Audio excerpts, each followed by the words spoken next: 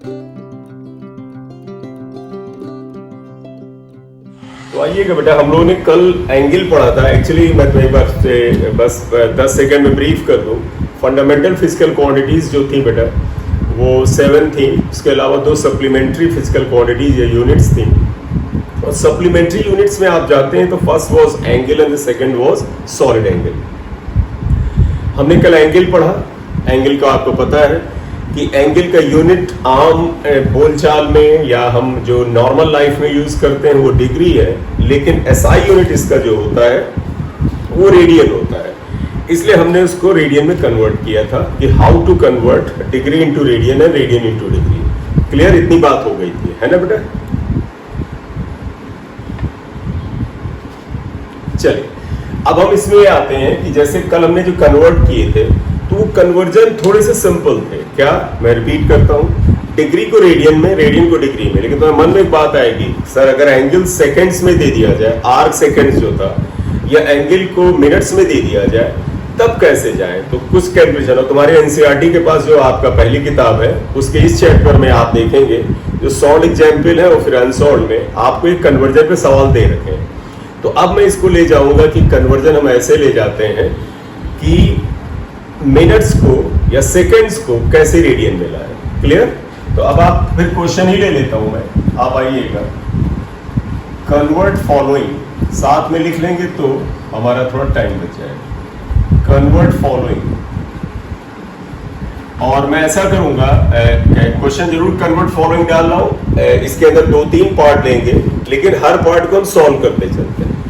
तो पहला पार्ट हम ले लेते हैं कन्वर्ट फॉलोइंग में। पहला आप देखिएगा, हम इसको ले रहे हैं कि मान लीजिएगा बेटा 180 मिनट्स जो इन रेडियन, इसे रेडियन में हमें कन्वर्ट करना है। चलो एक और ले लेते हैं, दूसरा यहीं पर लिख लेते हैं। ये मिनट्स था, आप सेकंड ले लेते हैं। हम ले लेते हैं 330 सेकेंड्स इन रेडियन, रेडियन में ले लेते हैं। ठीक है, अब आइएगा बेटा एक बार देखिएगा how to solve it. Solution में अगर हम जाते हैं तो देखो है तो ये एंगल ही बेटा, सेकेंड्स में, मिनट्स में ही सही। Theta is 180 minutes. अब एक चीज याद है बेटा, मिनट से रेडियन में आने का कोई रास्ता नहीं है। मिनट को पहले डिग्री में लाना पड़ेगा, क्योंकि आपको सभी को पता होना चाहिए कि डिग्री और रेडियन में एक रिलेशन है। तो हम पहले ऐसा करें, मिनट्स को डिग्री में लाएं। हमने कल किया था, जरा ध्यान देना। तुम्हें याद है बेटा 60 मिनट्स जो होता है वो 1 डिग्री के बराबर होता है। यानी हमने कल उल्टा लिखा था 1 डिग्री 60 मिनट्स, क्योंकि हमें मिनट्स को डिग्री में लाना है, इसलिए हम ये कर रहे हैं। तो बताइएगा 1 minute is equal to 1/60 degree. ये तो आप बताइएगा, अगर मिनट्स को डिग्री में कन्वर्ट करना है तो आप क्या करेंगे, 60 से डिवाइड करेंगे तो ये डिग्री आ जाएगा। तुम्हें यहीं पे कैलकुलेट करना है तो कर लो। ये आएगा 3 डिग्री आ जाएगा, तो 3 डिग्री आ जाएगा। तो 180 मिनट्स इज 3 डिग्री। डिग्री से रेडियन लाना आसान है, सभी को याद है डिग्री को रेडियन में कैसे लाते हैं। पाई से मल्टीप्लाई करते हैं, 180 से डिवाइड करते हैं तो रेडियन में आ जाता है। बोलिए इतनी बात क्लियर है, विजिबल है? इसके बाद आप ऐसा करो, ये मुझे सॉल्व कर दो। ये 60 आया तो देखो π/60 रेडियन आ गया। कौन सी चीज बेटाई? 180 minutes. Therefore 180 minutes is equal to π/60 radian. लेकिन आपको ये भी ध्यान होगा कि पाई की वैल्यू 3.14 होती है, 60 करें। देखिए पहले तो आप इसे कैंसिल करें, 30 आएगा, ये 1.57 आएगा। फिर 1.57 में 10 से डिवाइड करो तो 0.157 अपॉन 3 आएगा। चलिए मैं ही डिवाइड कर देता हूँ, 3 0 पॉइंट यहाँ नहीं जाएगा, 0 आएगा, 5 टाइम्स जाएगा 15 हो गया, और 2 टाइम जाएगा 56, 6 टाइम 10 आ गया, और 3 आ जाएगा। तो देखो 0.0523 रेडियन आएगा। लेकिन मैं तुम्हें बताऊं, फिजिक्स में यहीं तक पूछा जाता है, यहां तक ही आवश्यकता फिजिक्स में पड़ती है, यहां तक जाने की जरूरत पड़ती नहीं है। बोलिए इतनी बात क्लियर? सेकंड ये है, आप बताइएगा सेकंड का हमें सोल्यूशन करना है। देखो बेटा एंगल क्या दिया है, 330 सेकंड दे रहा है। बोलते भाई रेडियन में लाओ। सबसे पहले सोचा करो, क्या सेकंड और रेडियन में डायरेक्ट कोई रिश्ता है? नहीं है बेटा, क्योंकि रेडियन और डिग्री में रिश्ता है। तो तुम ही क्या सोचोगे कि सर ऐसा करते हैं, आर्क सेकंड या सेकंड्स को पहले किसी तरह से हम डिग्री में ले आए, फिर तो रेडियन में लाना बड़ा आसान है। बोलिए मेथड समझ में आ गया? 330 सेकेंड्स को अगर हम मिनट्स में लाए तो 60 से डिवाइड करेंगे, मिनट आएगा। कौन सा मेथड लगा रहे हैं सुनिएगा, तुम्हें याद होगा 1 डिग्री 60 मिनट्स के बराबर होता है और 1 मिनट 60 सेकेंड्स के बराबर होता है। तो देखो बेटा, 1 मिनट में 60 सेकेंड्स होते हैं, तो 1 सेकेंड में मिनट कितने होंगे, 1/60 यहाँ पर। तो यहाँ पर देखो बेटा 1 सेकेंड, ये सेकेंड इक्वल टू 1/60 मिनट्स आता है, इसीलिए 60 से डिवाइड किया। छोटा मोटा कैलकुलेशन है, कर लो। 3 2 जा 3 11, 11/2 यही रखना। कई बार होता है कि सर पूरा सॉल्व करें, मत किया करो। क्यों? जब किसी स्टेप को आगे ले जाना होता है तो वहीं पे नहीं सॉल्व करना चाहिए। क्यों? राउंड ऑफ करने से आंसर फिर जानते हो अप्रॉक्स होने लगता है। तो ये आपका मिनट्स आ गया। तो देखिएगा सेकेंड्स को मिनट्स में कर लिया, लाना डिग्री में है। फिर आप बताओ बेटा इसे डिग्री में लाए तो क्या करें, 11/2 इंटू, जैसे यहाँ 60 से डिवाइड हुआ था फिर डिवाइड होगा, ये बेटा सेकेंड्स आ जाएगा। तो ये सेकेंड्स आ गया। ठीक, सॉल्व नहीं कर रहा हूँ। अब बताइएगा, मैं गलत कर गया, डिग्री आ गया। देखिएगा मिनट्स को डिग्री में लाएंगे तो 60 से डिवाइड करेंगे, ये आ गया। तो 11/120 डिग्री आ गया। अब बेटा डिग्री को रेडियन में लाना बड़ा आसान है। बताओ क्या करते हैं, आप बोल दीजिए एक बार। 11/20 क्या करें, 120 क्या करते हैं, पाई से मल्टीप्लाई और 180 से डिवाइड करेंगे तो ये रेडियन आ जाएगा। Got it? तो अब आप अगर एज इट इज लिखना चाहते हैं तो लिख सकते हैं 11 पाई अपॉन, बेटा 12 को 18 से इंटू कर तो 216 और 00, ये आएगा रेडियन। पढ़ा रहने तो मैंने बताया ना, फिजिक्स में इसके आगे ले जाना नहीं जरूरी है। तो 330 सेकंड जो होगा इतने रेडियन के बराबर होगा। अगर कैलकुलेशन और करवाएं पाई की वैल्यू डाल देना। बोले क्लियर है?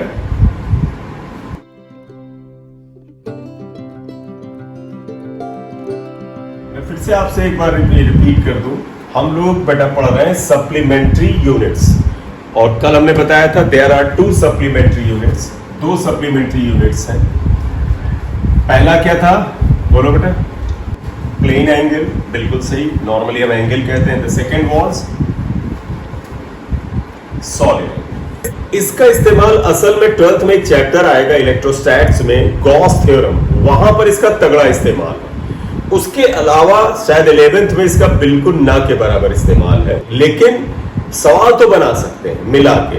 गॉस थ्योरम में तो प्रूफ में इसका इस्तेमाल होता है, तो उस जगह ये वापस आता है। तो अब मैं बात करूंगा second supplementary unit is solid angle. इसे ओमेगा से या डेल्टा ओमेगा, डब्ल्यू के साइन से लिखते हैं बेटा, इसे ओमेगा बोला जाता है, इससे लिखा जाता है। अब इसका एक चीज समझिएगा, ये है क्या। देखो बेटा, एंगल कल हमने डिफाइन किया था, तो मैंने कहा था ना कि किसी लाइन है, ये लाइन में, ये लाइन इस पॉइंट पे कितना एंगल बना रही है। तो तुम कहते हैं कि सर आप एंड पॉइंट को यहां मिलाइए और इस एंड पॉइंट को मिलाइए, ये जो एंगल आता है this is called plane angle. यहां पर हम किसी लाइन की वजह से पा रहे हैं। फिर आपसे मैंने कहा कि एक सर्किल ले लो भाई, सर्किल के ऊपर 2 पॉइंट ले लो, इसके आर्क के द्वारा, यानी सर्किल का ये जो आर्क है, ये जो एंगल बना रहा है, this is called plane angle. अब मेरा तुमसे प्रश्न है, जरा सुनिएगा ध्यान से। मेरा ये हाथ है, अगर मैं इस तरह से रखूं हाथ, तो आप देखो ऐसे ही रखूं, मैं को ये हाथ मेरे इस पॉइंट पर आकर के, देखो एक प्रोजेक्शन, मैं इस हाथ के सारे एंड को, इस सारे एंड पॉइंट को लाऊं और ला करके यूं यहां पर मिला दूं, तो तुम कहोगे सर आपका हाथ का जो सरफेस एरिया है वो आकर के एक पॉइंट के ऊपर मिलता है और एक प्रोजेक्शन बनाता है, उसे सॉलिड एंगल कहते हैं। Solid angle is angle subtended by any area at any point. मैं इससे बेहतर और एग्जांपल बताऊं, तुम आइसक्रीम खाते हो कोन में, तो तुम्हें याद करो कोन ऐसा आकार होता है, देखो कोन में आइसक्रीम खाते हो तो तुम्हें याद है कोन का ये ऊपर का ओपन एरिया है और ये जाकर के बॉटम पे एक जगह मिलता है और इसी के अंदर आइसक्रीम फिल की जाती है। जो कोन का जो सर्कुलर ऊपर का ओपन एरिया है, ये जाके एक जगह जहां मिलता है, इसे सॉलिड एंगल कहते हैं। क्यों? क्योंकि इस कोन के ओपन एरिया में जाके यहां पर एक प्रोजेक्शन बनाया है, इसको पूरा बनाए तो ऐसे बनाएंगे, ये सॉलिड एंगल आता है। तो अगर आपसे कहा जाए व्हाट इज सॉलिड एंगल, तो तुम कहोगे सर किसी एरिया के द्वारा किसी पॉइंट पर सस्पेंडेड जो प्रोजेक्शन होता है उसे सॉलिड एंगल कहते हैं। जैसे व्हाइट बोर्ड है बेटा, इस व्हाइट बोर्ड के सारे इधर के पॉइंट्स ले जाऊं, मैं मिलाऊं और एक पॉइंट के ऊपर मिला दूं तो इसका एक प्रोजेक्शन आता है, that is called solid angle. बोलिए, इतनी बात क्लियर है? इसको लिख रहा हूं, फिर बताइएगा। देखो, angle subtended by any area at any point is called solid angle. अब तुम कहोगे सर इसको डिफाइन कैसे करेंगे? मैं तुम्ही से पूछूंगा बेटा। तो पता है एक सर्किल का 3 डायमेंशनल फिगर क्या हुआ? स्फेयर। सर्किल तो ये अंगूठी हुई, जैसे ये अंगूठी है, ये सर्किल है, लेकिन स्फेयर एक फुटबॉल नुमा शेप हुआ। तो अगर मैं तुमसे कहूं सर्किल का 3 डायमेंशनल फिगर लो, तो तुम आप ऐसे उठाओगे, तुम कहोगे सर ये एक स्फेयर ले लेते हैं। देखो बेटा, हियर इज ए स्फेयर, ये स्फेयर हमने ले लिया। दिमाग में तुम अगर फुटबॉल रखोगे तो अच्छा रहेगा।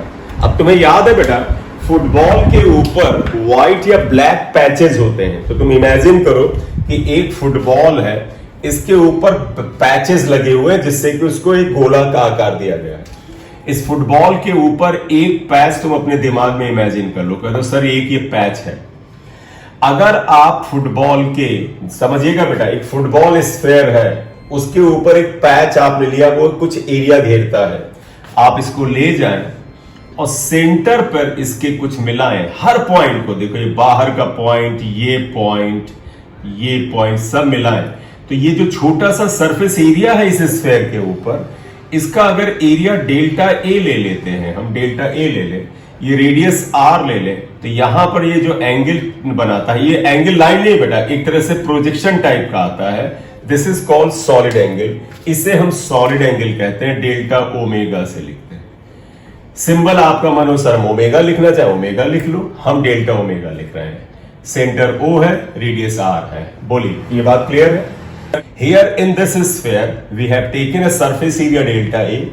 It is subtending some solid angle delta omega at its center। ही आया। तो अब आएगा सर एंगल की, क्या तुम्हें डेफिनेशन याद है? एंगल was या angle is arc upon radius. वैसे सॉलिड एंगल क्या है बेटा? आप देखिएगा, सॉलिड एंगल, मैं इस डायग्राम के अनुसार सिंबल यूज करूं तो डेल्टा ओमेगा इक्वल टू, जानते क्या होता है? एरिया, जिसे हमने डेल्टा ए से लिखा है, अपॉन रेडियस स्क्वायर। लेकिन रेडियस बेहतर वर्ड नहीं है, रेडियस से बेहतर वर्ड होता परपेंडिकुलर डिस्टेंस। तुम सभी को याद होगा बेटा, स्फेयर हो या सर्किल हो, उसका जो रेडियस होता है या उसका जो डायमीटर होता है, वो सरकमफरेंस के साथ हमेशा 90 डिग्री एंगल बनाता है। तो वास्तव में ये जो रेडियस है, ये 90 डिग्री का एंगल यहां सरफेस से बनाएगा, तो हम इसको परपेंडिकुलर डिस्टेंस कह सकते हैं। तो इसका फार्मूला, बेसिक फार्मूला ये है, एरिया अपॉन परपेंडिकुलर। ये परपेंडिकुलर का साइन होता, सबको याद होगा ना? याद अगर पहले यूज किया तो ध्यान रखना, परपेंडिकुलर डिस्टेंस स्क्वायर। मैं परपेंडिकुलर को बस ऐसे लिख लेता हूं, परपेंडिकुलर डिस्टेंस स्क्वायर। तो बताइएगा बेटा, जैसे एंगल था आर्क अपॉन रेडियस, ये होता है area upon perpendicular distance square. इस डायग्राम के अनुसार लिखें तो देखो बेटा, delta omega equal to area is delta A, और no doubt perpendicular distance radius के बराबर है। तो शुरुआत में तुम चाहो तो शुरुआत में तुम चाहो तो सॉलिड एंगल को कह सकते हो एरिया अपॉन रेडियस स्क्वायर भी याद रख सकते हो। बेसिक फार्मूला ये है, इस्तेमाल ये ज्यादा होता है, ये थोड़ा कम होता है। बोलिए, क्लियर? तो आ गया solid angle is equal to area upon radius square होता है। बताओ बेटा, एंगल का यूनिट क्या आया था? एंगल का यूनिट क्या था? SI unit. अरे कल, हाँ रेडियन, कॉन्फिडेंस से बोलो बेटा। एंगल का एसआई यूनिट रेडियन था, जहां तो इसका एसआई यूनिट क्या है? स्टेरेडियन। रेडियन के आगे एसटीई लगा दो, तो आप लिखिएगा यूनिट ऑफ ओमेगा या डेल्टा ओमेगा, जो भी सिंबल लिखो, स्टेरेडियन होता है। स्टेरेडियन शॉर्ट में एसआर से लिखते हैं, स्टेरेडियन होता है। तो इसका यूनिट स्टेरेडियन ये है, तो ध्यान रखिएगा इसका यूनिट आएगा स्टेरेडियन। तो दो बातें आ गई, एंगल क्या था वो थोड़ा ज्यादा यूजफुल था, ये सॉलिड एंगल है, इसका थोड़ा कम इस्तेमाल है।